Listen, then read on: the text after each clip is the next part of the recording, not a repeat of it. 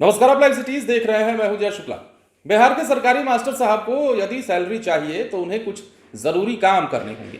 अब अगर वो चाहते हैं कि उनके खाते में उनके पढ़ाए गए पैसे का भुगतान किया जाए, मतलब उनकी सैलरी आ जाए, तो उन्हें शीट भरना होगा। और ये किन के लिए है ये भी जान लीजिए। दरअसल एक लेटर जारी किया गया है शिक्षा विभाग की ओर से, और शिक्षा विभाग की ओर से जारी लेटर में बताया गया है कि बिहार के शिक्षकों को सैलरी पाने के लिए क्या करना होगा, और जिन्होंने नहीं किया है उनकी सैलरी कैसे नहीं आएगी।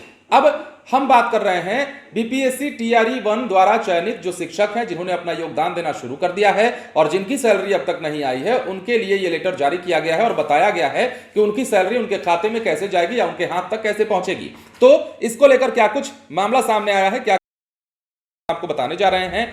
बिहार में पहले चरण में नियुक्त बहुत से शिक्षकों की अब तक सैलरी नहीं आई है। इसमें सरकार की ओर से कोई परेशानी नहीं है, बल्कि नवनियुक्त टीचर ही अपनी डिटेल नहीं दिए हुए हैं, जिस प्रकार की खबर है।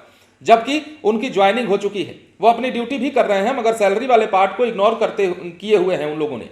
ऐसे टीचरों को शिक्षा विभाग की ओर से 2 दिन की मोहलत दी गई है और लेटर भी जारी किया गया है। अब देखिए, बिहार शिक्षा विभाग के प्रेस नोट में बताया गया है कि जिन अध्यापकों ने विज्ञापन संख्या 26/2023 टीआरई 1 के तहत अपने आवंटित विद्यालय में योगदान कर लिया और अभी तक उनका नवंबर 2023 का वेतन भुगतान नहीं हुआ, तो वैसे अध्यापकों को सूचित किया जाता है कि वे शिक्षा विभाग के गूगल शीट के लिंक पर अपना विवरण 2 दिनों के अंदर अपलोड करें। इस नोटिस में गूगल शीट का लिंक भी दिया गया है, जो हम आपको दिखा भी रहे होंगे। और यह बताया गया है कि गूगल शीट में नंबर, मतलब permanent retirement account number, roll number और पैन नंबर देना है। इसके बाद अपना जिला सेलेक्ट करना है। जिन लोगों ने इस फॉर्मेलिटीज को पूरा कर लिया है उनकी सैलरी रेगुलराइज हो गई है, मगर बहुत से ऐसे नवनियुक्त शिक्षक हैं जिन्होंने इसे पूरा नहीं किया है, तो उनकी सैलरी नवंबर से अब तक नहीं आई है।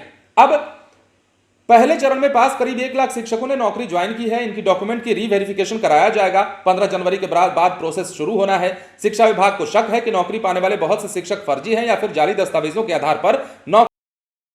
विभाग चाह रहा है कि सैलरी पार्ट से निपटने के बाद वेरिफिकेशन प्रोसेस में हाथ लगाया जाए और उसके बाद यह साफ किया जाए कि जो शिक्षकों की भर्ती हुई है, जो शिक्षक योगदान दे रहे हैं, उनमें कितने ऐसे शिक्षक हैं जो फर्जीवाड़ा करके भीतर घुस गए हैं, कितने ऐसे शिक्षक हैं जो लाव लपेट करके किसी प्रकार से दाएं बाएं करके शिक्षक बन गए हैं। और कई ऐसे शिक्षक तो सामने भी आए थे, खबर में हमने आपको बताया भी था। लेकिन अब शिक्षा विभाग की ओर से जिन शिक्षकों की सैलरी नहीं अब तक आई है, बीपीएससी टीआरई 1 के वो शिक्षक जो चयनित हुए हैं, जिन्होंने योगदान दे दिया है या दे रहे हैं, उनकी सैलरी नहीं आई है, तो उनके लिए जो गूगल शीट भरना अनिवार्य बताया गया है, वो लेटर जारी करके उसे आपके लिए जानना जरूरी होगा, यदि आप भी शिक्षक बने हुए हैं और पढ़ाते हैं तो ये लेटर जारी किया गया है शिक्षा विभाग की ओर से। और बिहार के शिक्षकों के लिए एक तरफ जहां के पाठक कड़ी कार्रवाई कर रहे हैं, बिहार के शिक्षकों पर नकेल कस रहे हैं, तो दूसरी तरफ उनकी सुविधाओं का भी ख्याल रखा जा रहा है।